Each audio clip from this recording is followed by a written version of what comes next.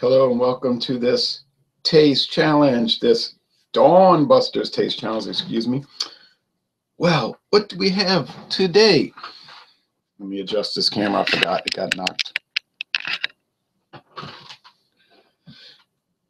got knocked over by the dust, feather duster. This morning, dawn is breaking here at 6:25 a.m. It's going to be a clear day, but a cold front is coming through. 10 High Kentucky bourbon whiskey, a blend, sour mash, aged 3 years, introduced in 1935. Produced in Kentucky by the Sazerac Company.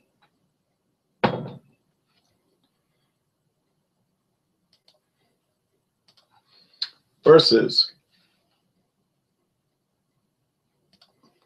Beams 8-star. Try to get a view without the glare on. It's hard. Beams 8-star. There you go. 8-star brand. What that has to do with anything, I couldn't tell you. It's got to have some meaning. Kentucky whiskey, a blend. 80, they're both 80 proof.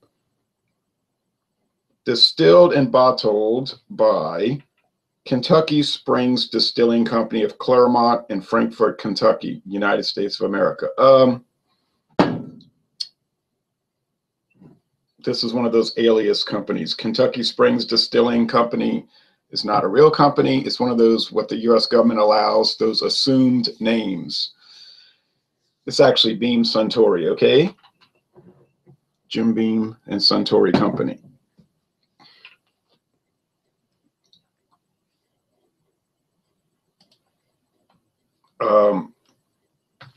Ten High, it says, bottled by Barton Distilling of Owensboro, Kentucky, Bardstown, Kentucky, and Los Angeles, California. Well, we know it's Kentucky whiskey. It says right there, Kentucky whiskey, but it could be bottled in Los Angeles. They ship it out there and bottle it for the West Coast. But actually, now Barton was a real company, and they were acquired by Sazerac in 2009. And there's still the Barton 1792 distillery in Bardstown, Kentucky, all right? But this company, Sazerac, uses a lot of assumed names also. County Line Distillers, the Founders Company, and so on. And there's some, I can't remember the website where they give a list of each company and all their aliases, and it's long, like 50 different names for some of these companies. It's incredible. Anyway, 10 High used to be a straight Kentucky bourbon, and there might still be a version that's straight, because if you look on the website, it's a little peculiar because they got it listed twice under the same heading. They got 10 High and then 10 High bourbon, but they don't say anything about the bourbon. And there's two different labels, one with Hiram Walker. He was the guy that started the company, Hiram Walker Distilling, which got bought out. And there's another modern, they call it, label with an eagle on it. So you might see both labels concurrently. It's strange.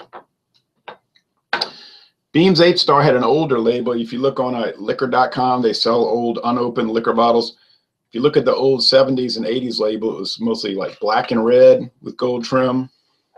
But then they redid it as gold with black and red trim, gold with red and black trim. Okay. Both of these liquors are sold in this town in St. John the Baptist Parish, because I bought them both in this town. The 10 High was $9.99. I noticed the price went to $10.99, but it might have been on sale when I bought it. I think Mathern's was running a sale that week. And then Beams 8-star is not actually on the shelf in this town, but I ordered it through Mathern's, and they got me a bottle in about 2 days, and it was $7.99. They just contacted whoever distributes the Beam products, which might be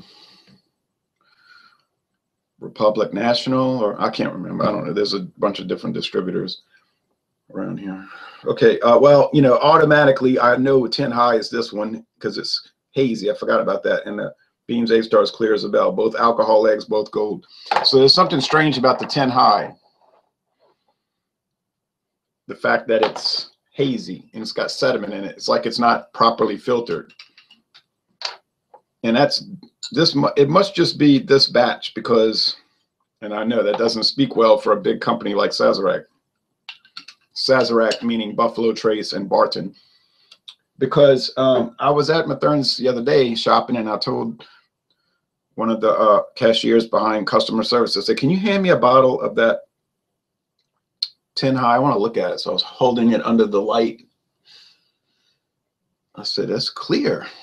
No haze, no sediment, nothing. So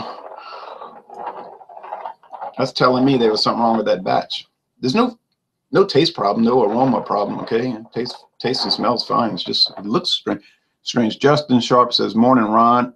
Morning. Hard ride on the stationary bike today at 4 a.m. It's nice to see you. Nice to see you. Well, to see your name at least. John and Neely, good morning, Ron. The battle of the blends. I think 8 Star will win. It's hard to say, but I wouldn't be shocked. Remember now, Beams 8 Star is 80% grain neutral spirits and 20% straight whiskey, which is aged at least 2 years. They're saying that right there. It's aged at least 2 years. That's probably, what are they using? Probably using some young Jim Beam, because you know they, and then, or it could be some young Old Crow, because I know Old Crow is aged 3 years and Jim Beam 4 years. So it could just be some young Jim Beam or Old Crow, and they're giving it a 2-year treatment and adding it to this blend. 10 high is 51% straight whiskey, bourbon whiskey, and 49% grain neutral spirits. But it has a pretty nice taste relative to the Kentucky Gentleman, which William Kepley and myself, we talked about how dull it was. Wasn't bad, didn't taste bad, just didn't taste like much. It had more of the grain neutral spirits flavor, meaning alcohol and just nothing really. Some, I mean, you know, some very minuscule characteristics. But then on the other hand, but this one here is the same ratio, but it's got a lot more flavor, the 10 high. So they're not all the same. John says, interesting. So your bottle of 10 high has that weird haze. Oh, yes. You might be able to see it if I hold them up to the screen. I doubt it because this video quality is not ideal. But this one is hazy, and I can see the sediment all throughout. Looks like dust. Dust everywhere, like little bits of grain, I guess it is. Husk, grain. Here, nothing. Clear like Jim Beam. Okay. You drinking at 7 a.m.? No, indeed not. I'm tasting, and it's not 7, it's 6:33. Wouldn't drink this or I wouldn't dream of it, but I'll taste stuff. Okay. All right. Let's get down to it. There's some wood, char, vanilla, caramel, candy. The aroma's common, as the U.S. government says, quote, commonly associated with whiskey, unquote. Now, you know, to be a bourbon, it has to be aged at least 2 years. So Beams 8 Star, it can't be a bourbon, though, because, you know, it's not 51% straight. It's only 20%. Used to be 25. They dropped it. I think I could still get the 25-75 blend, but, I mean, it's not worth it. I'm not going to go looking for that. Well, I could go find it right over there. I'm not paying. They jacked their prices up at Cheap Smokes. I'm not doing it. This one here, okay. There's some faint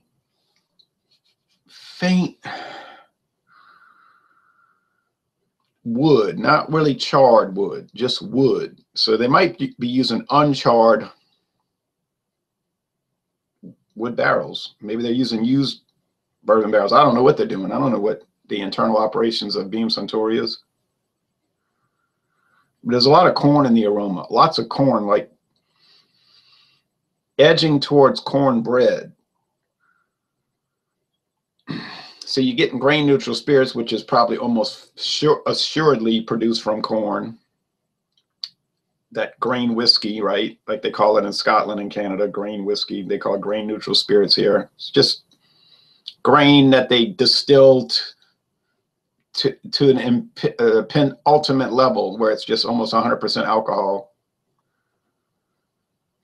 with no flavor, no aroma. And then you got this 20% whiskey, but it's corny.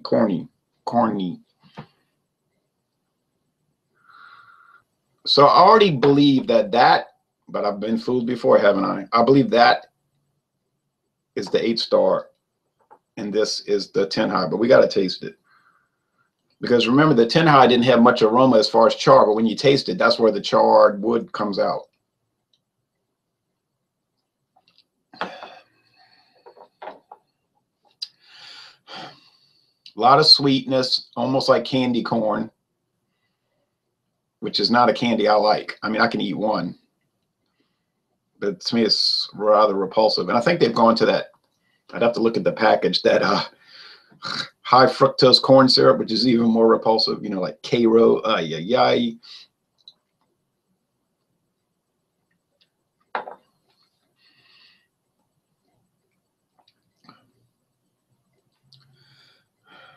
Now, here's the weird thing.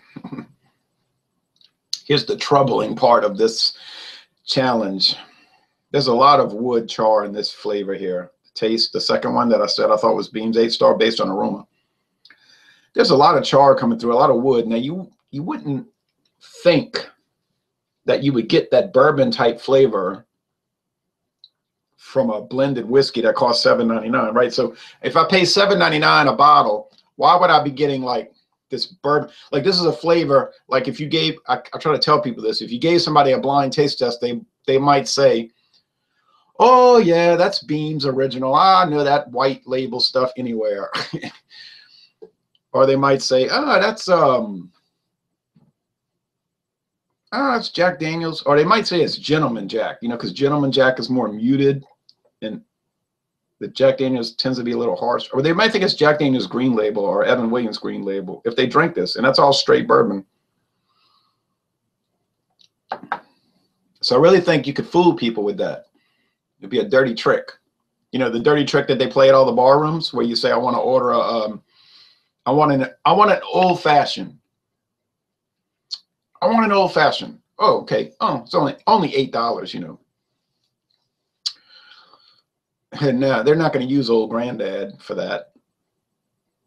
No, sorry, they're not going to use Four Roses. No, they're going to use Beam's 8-star. Or T.W. Samuels. Yeah, that's right. Now, if you ask specifically for a brand, sure, they'll do it. Ain't going to be $8. It's going to be 12, whatever, some ridiculous. You go to a bar, go to one of these places in the New Orleans area, and you're going to pay some outrageous price for a mixed drink. Go to Carousel Bar or whatever. I ought to do that just to see. But I hate to just throw money away for an experiment. But I know it's going to be some outrageous price. And you look, people are not looking. They're talking, having a good time. Yeah, blah, blah, blah. The Colts need a new coach. Well, you know, they just talk. But I watch, you know, I'm like eagle-eyed, you know. Yeah, talking, blah, blah, blah. And I'm watching. And I was at I'm not going to name the bar because I'm cool with these people. And they're really like dedicated Catholics and they very devoted to Mary, you know. So, but I'm watching, you know. So what kind of vodka they use? Oh, and I'm not putting them down for this because, I mean, you know, no one's complaining, right? No one's complaining. But I'm looking and I say, is it Taka vodka? No, not Taka. It's Crown Rousse. You know, Taka is like the cheap vodka. Oh, but Crown Rousse is like the really cheap vodka, right? I said, Crown Rousse. Couldn't believe it. At this kind of well-heeled bar. Then you go to other places and you say, what's their well? You say, T.W. Samuels. Like me and Sean Hall were out there in Houston at this restaurant, Mexican restaurant, paying outrageous prices for beer, a total ripoff. I told him, I said, Sean, I told you we shouldn't have done it. I said, T.W. Samuels. Well, I'll be danged. That's their whiskey. for making these outrageously priced mixed drinks. That I'm not putting it down. I'm not putting it down. I'm just saying, you know, they're using $7.99, $7.99, $8.99 whiskey, and you know, you're over there just smiling away.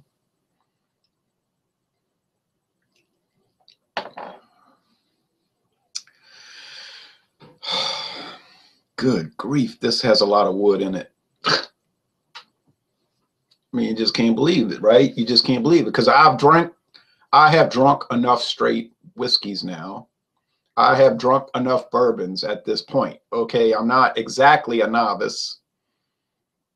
No, I'm not a deep speculative experienced whiskey guy, but I didn't start last week neither. But these two blends have such noticeable charred wood. Now you just can't believe it. I mean, I believe it because I'm drinking it, but you just think it wouldn't be that way for such a low price. It doesn't seem right. It almost seems like I'm cheating, like I'm doing some bait and switch where off camera I'm pouring straight bourbon in here and trying to trick the audience, but I'm not.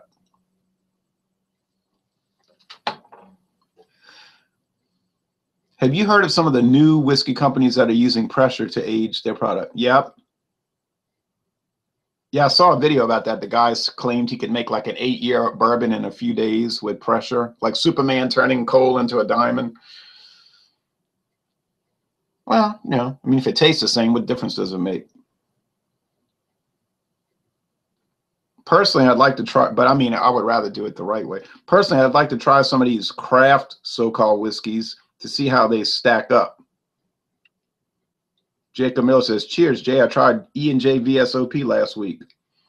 Oh, wonder what that's in that lighter, that cobalt blue label bottle. That's a nice looking whiskey. I mean, brandy. What'd you think about it, Jacob? Well, we know the cat's out the bag on a lot of these craft whiskeys, because turns out many of them are getting all their stuff straight from Midwest Grain Products, the old Seagram's plant. They're just, yeah, they're handcrafting it in the sense that they might supervise an assembly line that's pouring it into bottles and capping it, but it's coming from MGP. So there's a lot of chatter about that, you know, on the internet. Like, why are we paying all these high prices for this 1776 whiskey? Oh, it's so wonderful, but it's coming from a macro producer. It's like, what? It'd be like paying craft beer prices and you find out it's coming from Anheuser-Busch and Budweiser that's been treated with something, wood or whatever, and you're like, what?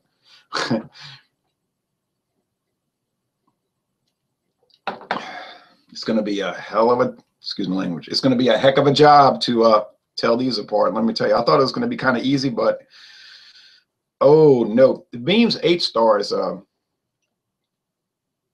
interesting product. Now, somebody came at me when I first did Beams 8-Star about 2 years ago, and he was saying, that's trash, that's rot gut. How could you say it's any good? Blah, blah, blah. He's going on and on like he was agitated about it. And I was kind of telling him, did you ever try it? Well, no, I would never try that. Well, wait a minute. So you're making this big announcement about how bad it is, but yet you've never tried. I would never drink something like that. Oh, okay. Good. Okay, good.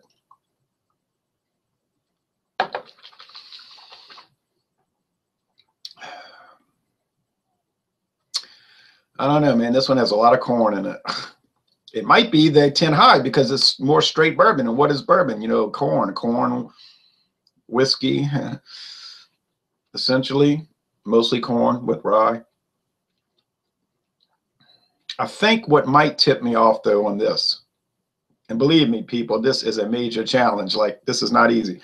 But I think the one that has more rye spice is going to be the 10 high because, as we know, Sazerac / Buffalo Trace / Barton likes to do a high rye treatment on their stuff, kind of across the board. So I think that's what's going to help me break the ice.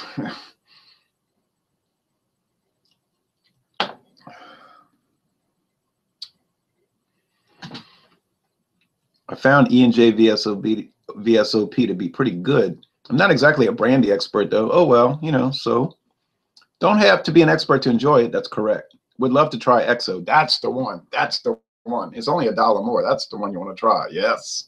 What is it aged? Like 6 to 8 years or something in wood barrels? Well, yeah, wood, right? Not plastic barrels. You know what I mean? But they do have actually some stuff is aged in huge aluminum tanks, not barrels, tanks. Glass line aluminum, like Bud Light. Not aged in barrels. Okay.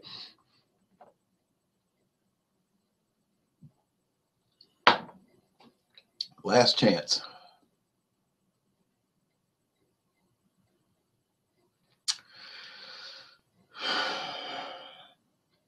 It's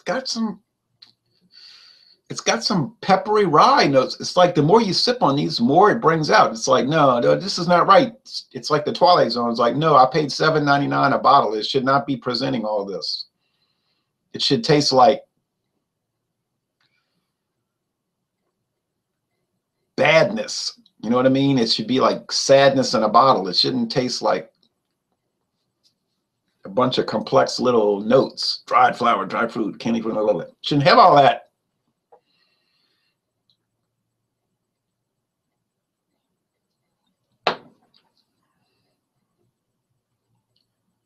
Now, my experience with some of the cheaper whiskeys and products, you got to watch it because you can go to Trader Joe's and get their brandy, their like private label brandy. Oh, that stuff is a dumpster fire, really. It's just, it's not bad, but it's just inferior. You know what I mean? It's like so inferior. It's like, why would I buy this? You know, I'd just as soon go buy, I mean, why pay $10.99 for Pierre Duchesne, which, and there ain't no company called Pierre Duchesne. I did the research. It's just thinking Trader Joe's, French brandy. Why would I pay $10.99? I could go to Winn-Dixie and find a sale and get Hartley brandy made with Italian brandy for $3 less. And it is just as unenjoyable as the Pierre Duchesne. You know what I mean? Like, so if I'm going to dislike something and have a mostly unpleasant experience drinking it, I may as well pay the lowest price. But then, of course, I wouldn't want to have that kind of experience to start with. I bought some Trader Joe's sherry from Spain. From Spain. It's like, how could it be $4.99 a bottle from Spain? Well, then you drink it and you find out how. Oh. And it's coming from a credible company, but they're just giving all their refuse to Trader Joe's. You know what I mean? I think they're just giving stuff that was off. They say, we can't bottle this. It's something didn't age right or something. It's tainted. But, you know how some people are. They just, if it's $4.99, they'll buy it. It doesn't matter if it's good or bad. They'll just buy it. But I wouldn't. It's bad. My experience with Trader Joe's beers is very hit or miss. Black Toad, beautiful product. Coming from Firestone Walker, I believe it is. Beautiful product. Name Tag Lager, a nightmare. Absolute nightmare. John and Neil, that's coming from Minhas. What do you expect? Jacob, you should check out some of the Christian Brothers brandies if you can find them. They are dynamite. John and Neil is right about that. Are they better than E&J? I don't know about that, but they rival it. This one's very sweet and cornbread, but it's sweet cornbread. Oh, man. Okay, well, I think we can see right now that there's no winner. It's like, which one's better? Well, they're both really good, so how can there be a winner? And what does that tell you? If the Beams 8 Star is $7.99 a bottle, and the 10 High is $9.99 a bottle, and I save $2, and they are even in flavor, Beams 8 Star wins. Why does this thing keep winning? Tell me why this thing keeps winning. Can someone explain that to me? It should be losing every time, right? Losing, losing, losing, never winning. Why does Beams 8 Star keep winning? What is the mystery of this product? It is the most fascinating whiskey I've ever bought. I do believe it's, I don't know. I can't figure it out. I don't know what to say about it. You smell it, you're not too impressed, but you start drinking it, you can't believe it. Okay, well, I'm going to take, oh my God.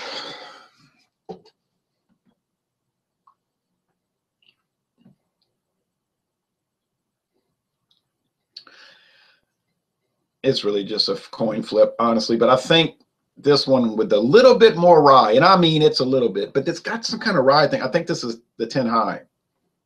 It's no better. Doesn't taste better. It just tastes different. Different don't mean better. You know what I mean? Different means just different. You might want grape jelly one day. You might want apple jelly the next day. The third day, you might want strawberry jelly, jam. Doesn't matter. It's just different. One's not better. All right, here we go. 10 high. Oh, I was so scared. Yeah, I got it right. Yay, I got it right. Well, you know, still a 50-50 shot, but I did base it on taste, not just guessing, you know, like coin flip. And that's 8-star. So if you want a blended whiskey, bourbon whiskey, blended bourbon whiskey, that is just in the most minuscule way more of a rye spiced product, then get the 10 high. If you want a blended whiskey that has an unusually odd charred oak barrel flavor, even though it's an 80-20 blend, and it's $7.99, you almost think they added Colgin smoke, you know, that's liquid smoke to it, then get the Beams 8-star. You'd be shocked. I think you'd be shocked. I don't know if you tackle it with an open mind. Now, some people cannot do that. If they see the label, that's it. They're gonna hate it. That's why I always advise blind taste tests, because I watch a lot of videos on YouTube, and some people just, as soon as they see the label, they hating it. They are hating it. And I told one guy, I said, that's not a review. That's a slam. That's not a review video. Because you didn't approach the beer as you're going to review it. You approached it that you were going to attack it. And he got mad and unsubscribed to me and never talked to me really again. But I mean, that's a baby cry. You could be a baby if you want and cry. It's fine. You know, you can attack me and I'll try to defend myself. But don't say it's a review when it's a slam, okay? Now, John says, John said, I never had any Trader Joe's products, unfortunately. Oh, you think that's unfortunate? The closest one to me is in Birmingham. I'd love to try the Black Toad. That's a good one. But, you know, it's not like you got to go get it. Johnny Neal says, winner, winner, chicken dinner. Yeah, I'm going to have jambalaya for dinner. Okay, so, well, I have even more shocking news. And to say this was very shocking to me, but guess what came in the mail yesterday? The beef jerky.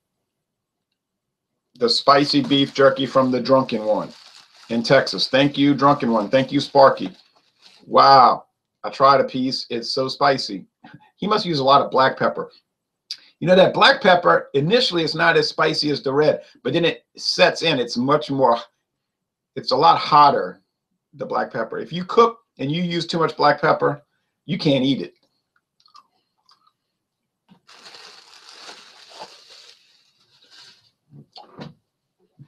I have known people that use too much black pepper in baked chicken. Couldn't eat it. Couldn't eat it. It's too hot. See, the red pepper, you could eat it. I mean, it might ruin the flavor, too much red pepper, but you can still eat it. But if you overdo it with black pepper,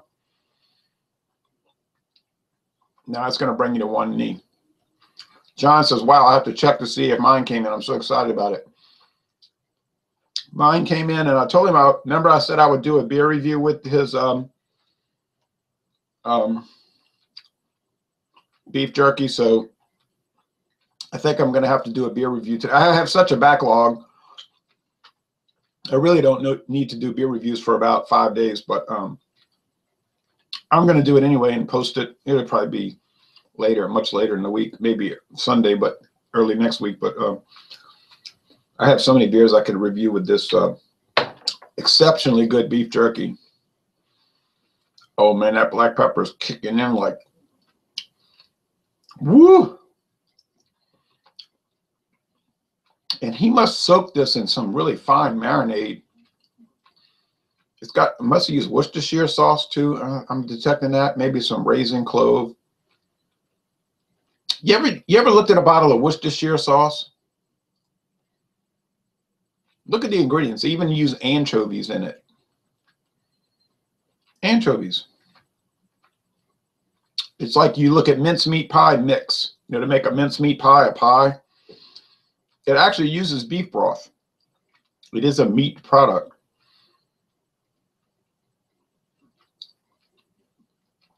Jacob Miller says, Jay, I love when you go to the bearded guy's house. You mean David? You guys do some interesting beers there. Oh man, he goes all out. You see, I have other hobbies like comic books, you know, so I have money tied up in that and going to games. You know, I got season tickets for different teams. So a lot of my spending money is tied up in other things, comic books, sports. But his hobby is basically beer. So all his spending money is going into beer, and he buys like, you know, incredibly high quality beer and food. You know, he's big into like a foodie type person.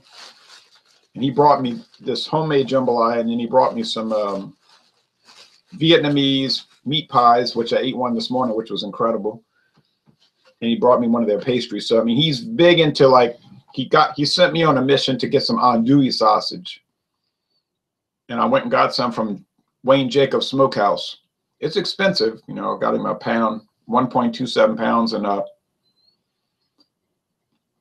he couldn't get over it. He says the best andouille he had ever gotten from this area, which is basically the andouille capital of the world. And he said it seemed to him that it was double smoked. The other andouille I got for him, he said it tasted like ham.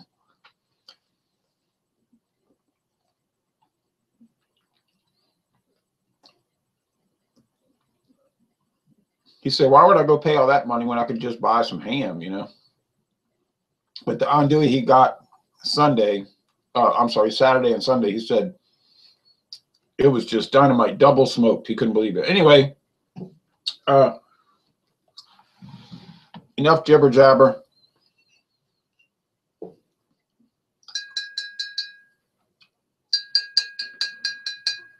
If you've got $8 to $9 to spend on something, telling you, and you're open-minded. Now, if you're closed-minded, forget it. But I'm telling you, this could blow your mind.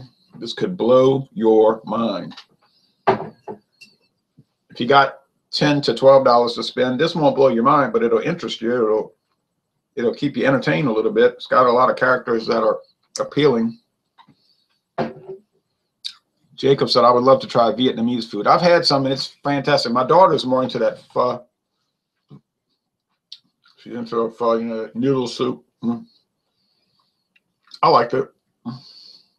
Okay. I had some friends from Vietnam back in 1982, and they were let me try iced coffee. I said, what is this? Iced coffee. I didn't like it. I mean, it was interesting. It was a jarring experience, but I thought to myself, I wouldn't want to drink iced coffee. That was in 1982, you know, and now it's like a big deal to have that iced coffee, you know, but at that time, it was like beyond the pale of anything people around here would want to drink. You know?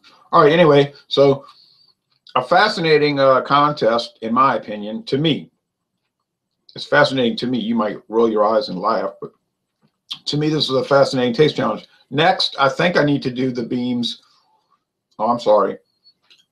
The Tin High versus Jim Beam. No, Old Granddad. Let's do Old Granddad and get that out of the way. That's going to be a real challenge because, right, what broke the tie here? The rye note, right? That little bit of rye spice broke the tie. Or not say broke the tie, but made the differentiation. But the Old Granddad, you're going to have a lot of rye notes, and that could really be a challenge. But I think the Old Granddad is going to have more body, more overall presentation. it's going to be a little more noticeable. I mean, it better be. It's twice the. We're talking about twice the price. It better be better, you know, or it's 80% more expensive. It better be better. And I'm going to try to do that Thursday morning, God willing. We'll see. But boy, oh boy, you just never know. All right. Thanks for watching this Taste Challenge. Everybody take care and have a great week.